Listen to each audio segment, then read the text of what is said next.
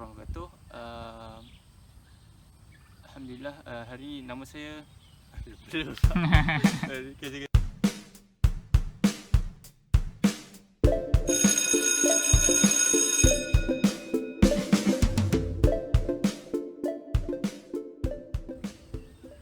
Assalamualaikum warahmatullahi wabarakatuh.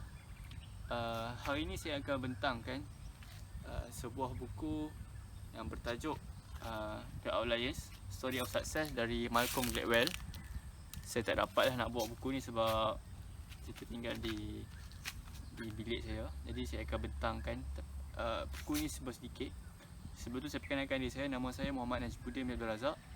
Saya merupakan graduan dalam jurusan Biochemical Engineering UIA, dan insyaAllah akan mula bekerja sebagai proses engineer di A-Product. So jadi saya tertarik untuk berkongsi tentang buku Outliers ni sebab buku ni dia menceritakan tentang story of success. Maksudnya macam mana satu kejayaan tu menjadi dicapai oleh individu-individu yang famous kat dunia ni kan. Jadi dalam Malcolm Gladwell, satu point yang dia di hujung buku ni, satu benda yang dia cerita menarik tentang dia cakap sesetengah kejayaan tu kita tak perlu nak puji-puji melambung, tak perlu nak rasa inferior sangat sebab dia ada sebab kenapa orang tu berjaya, bukan sebab semata-mata usaha orang tu saja. Jadi bila kita tahu benda-benda macam ni, kita dah boleh predict, kita boleh agak dan kita mungkin boleh susun sendiri macam mana kita nak rangka kejayaan yang kita nak capai. Okey, sedikit pengenalan Malcolm Gladwell. Malcolm Gladwell ni dia adalah seorang jurnalis, dia seorang penulis di Washington Post. Dia banyak menulis tentang sosiologi, tentang sejarah, tentang cerita-cerita yang dia boleh kaitkan dengan situasi masyarakat. Jadi apabila pengalaman Malcolm Gladwell dalam menulis mengenai topik-topik yang saya sebutkan tadi, menyebabkan dia banyak mengkaji mengenai sejarah-sejarah terpencil yang bagaimana Malcolm Gladwell ni dia highlightkan sejarah ni, menjadikan satu benda yang satu teori yang mungkin dalam kita tak nampak. Jadi itu salah satu contohnya dalam buku. Ada pernah tulis bestseller sebelum ni dalam buku The Tipping Point dan juga Blink. Sama dia kaitkan dengan cerita-cerita kecil yang dia highlight untuk jadi satu teori sosial. Dan dalam buku Outliers ni yang diterbitkan pada tahun 2008, selama 11 minggu berada di carta bestseller. Dalam buku ni Gladwell lah, saya cerita tadi, dia highlightkan cerita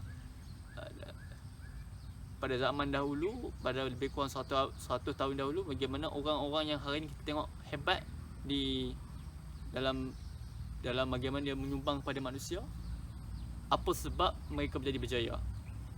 Okey, dalam buku ni Malcolm Gladwell dia membahagikan sukses ni kepada dua. Yang pertama opportunity, iaitu peluang. Yang kedua legacy, maksudnya yang diwariskan. Jadi kita mula bercakap tentang opportunity. Dalam opportunity, Malcolm Gladwell highlight tentang kisah statistik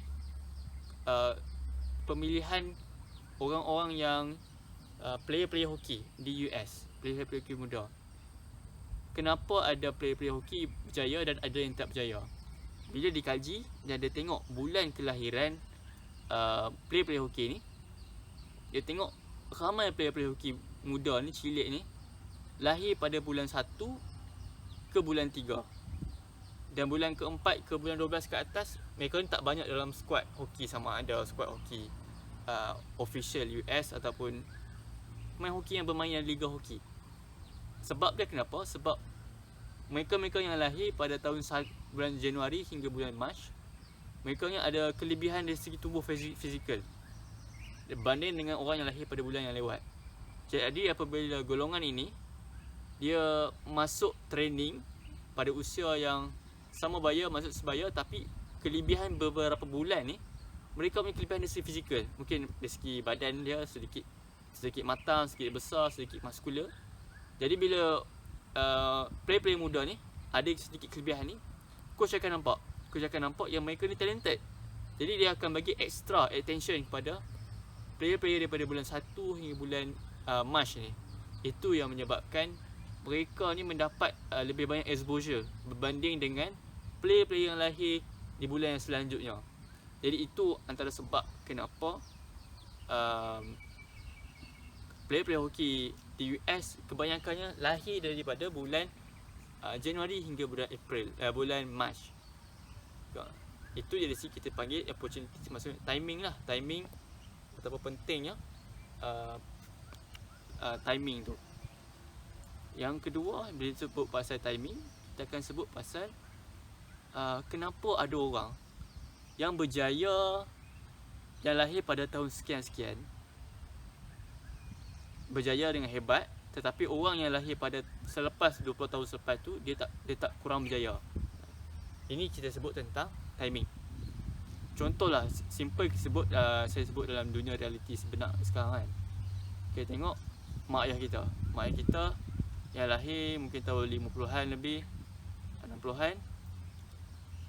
Dengan senang-senang kalau kita tengok dia punya pencapaian akademik ni pun biasa-biasa aja, mungkin SPM kredit berapa kan, tapi dapat jadi cikgu, dapat jadi program, polis orang besar.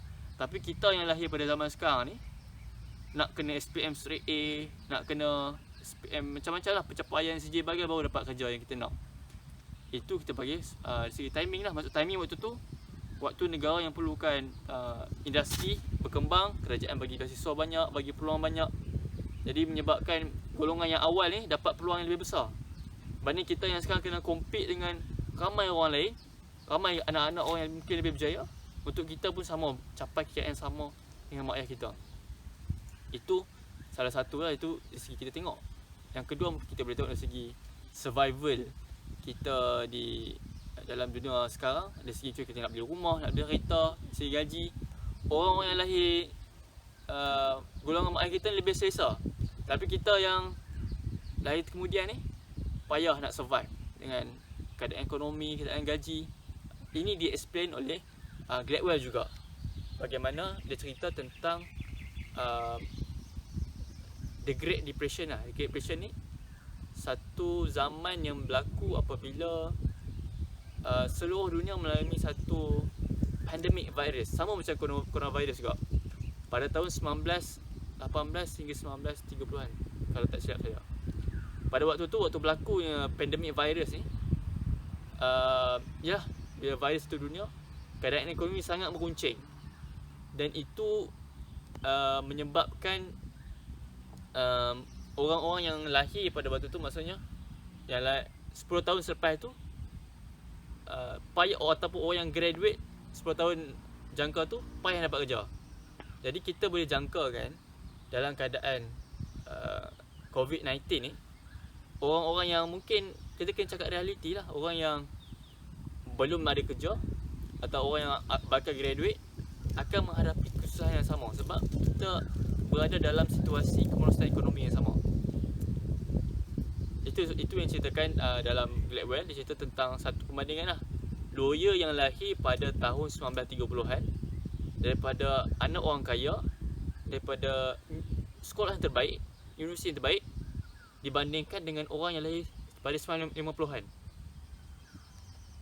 Walaupun sama, daripada orang kata apa, daripada dari segi keluarga yang sama kaya, keluarga yang sama hebat, sekolah yang sama hebat, tapi career seorang mamat ni yang lahir awal pada selepas ataupun grade awal semasa pandemic virus tu, tak seberjaya orang pada 1950-an ni.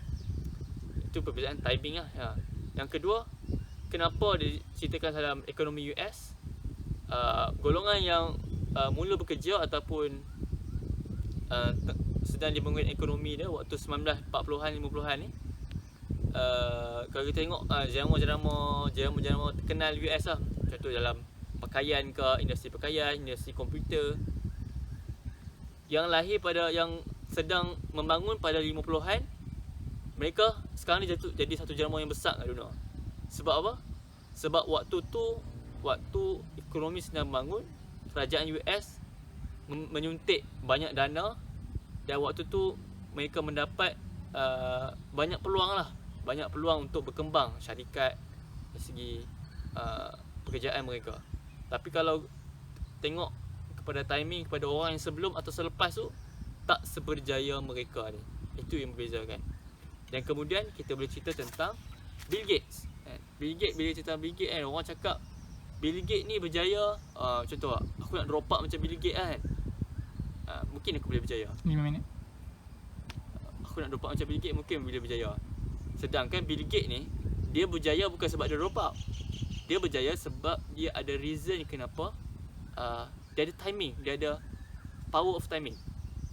Bill Gates 1940-an ataupun 1960-an, tak salah ya, 1970-an, silap, 1970-an.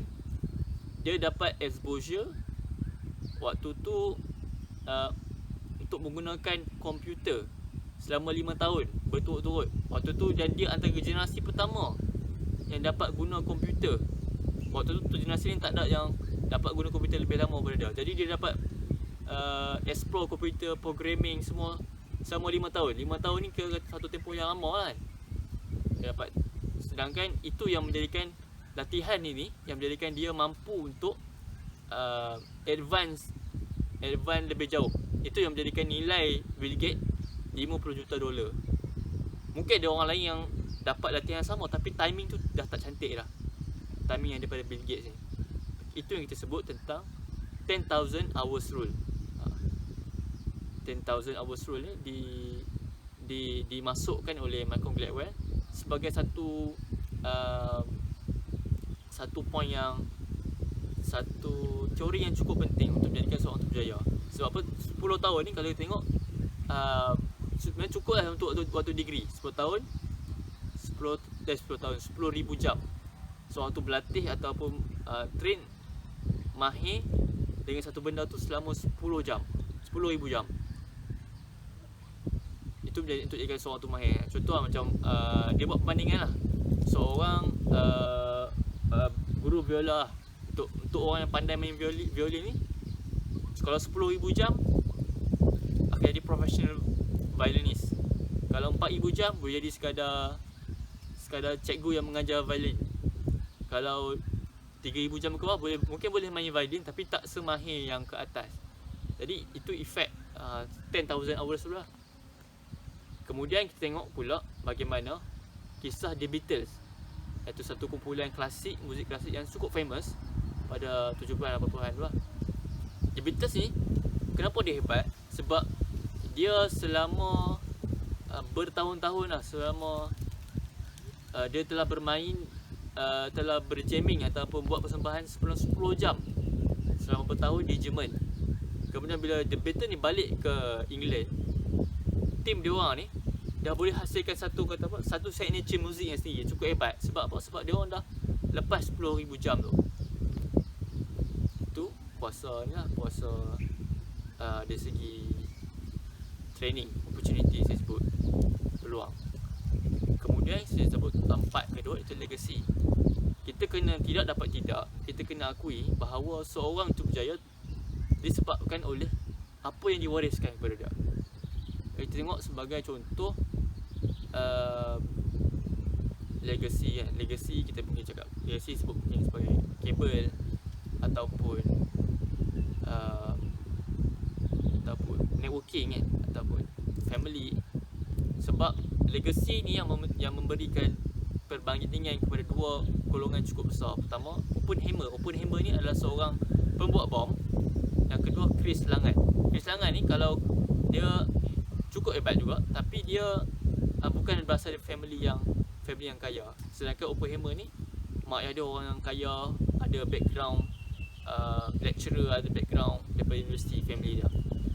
Chris Langan bijak, tetapi dia end up hanya sebagai seorang pengembala kambing ataupun pengusaha ladang di satu bandar terpencil di US. Chris Langan ni kalau tengok dia punya IQ 190 dan dibandingkan Einstein 105. Dia 150. Kita normal manusia biasa mungkin 100, 110 macam tu je. Chris Langan ni sama hebat dengan Oppenheimer dari segi IQ, masuk universiti yang hebat, tapi tak boleh pergi jauh. Sebab apa? Sebab tak ada family yang support, tak ada family yang boleh bagikan dia satu view yang cakap nanti besar nanti hang akan jadi seorang intellectual yang menyumbang kepada masyarakat. End up kes Selangor ni banyak buat kes lah, kes disiplin dengan lecturer dia, dia tak boleh survive, dia rasa study ni boring. Oppenheimer ni bila ada bantuan family dia, dia bagi satu perspektif yang kita boleh pergi jauh.